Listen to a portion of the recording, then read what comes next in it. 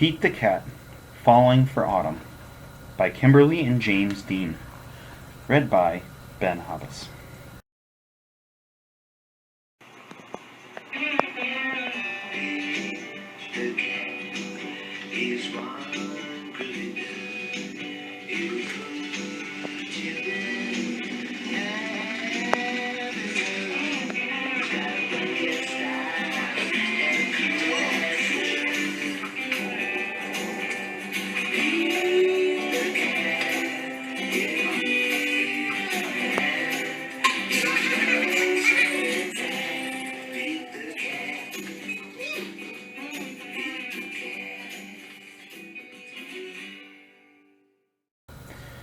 It is the first day of fall, and Pete the Cat is feeling blue. "I like summer better," he says. "In summer, I can swim and surf and play at the beach." "Maybe you just need to remind yourself of all the things you love about autumn," Mom suggests. Pete says. "I'll try." Pete finds Grandma in the kitchen. She's baking delicious pumpkin pies. The whole house smells sweet and spicy. Pete loves helping Grandma bake pumpkin pie, but he loves helping eat it even more. After the baking is done, Peter picks a squat orange pumpkin from the counter and slips it into his backpack as a souvenir. Next, Pete heads to the town corn maze. Pete and his friends wander through the long, twisty paths made of tall corn stalks. The best part of the corn maze is getting lost and having to start over again. As he leaves, Pete plucks a golden corn cob from the maze and places it inside his backpack. Then Pete visits Grandpa, who is knitting on the porch. Grandpa helps Pete use the knitting needles to knit the yarn into cool patterns.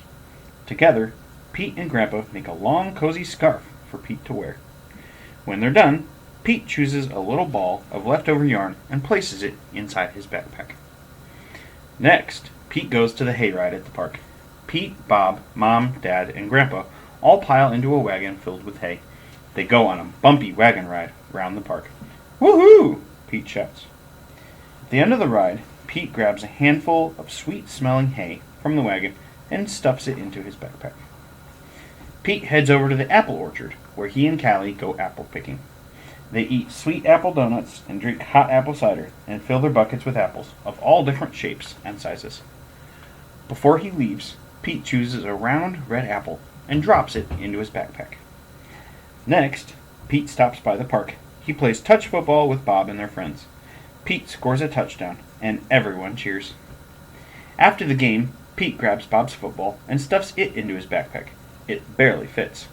"Bob won't mind if I borrow this," Pete says. Finally, Pete heads back home, but he stops in his front yard, which is covered in bright leaves falling from the trees. Pete helps his dad rake the leaves into big, colorful mounds. Then, Pete runs and jumps into all the leaf piles. After he's done jumping, Pete picks a bunch of red and gold and orange leaves and stuffs them into his backpack. Pete's backpack is bursting with fall souvenirs. He can't wait to show Mom. "I love autumn," Pete says.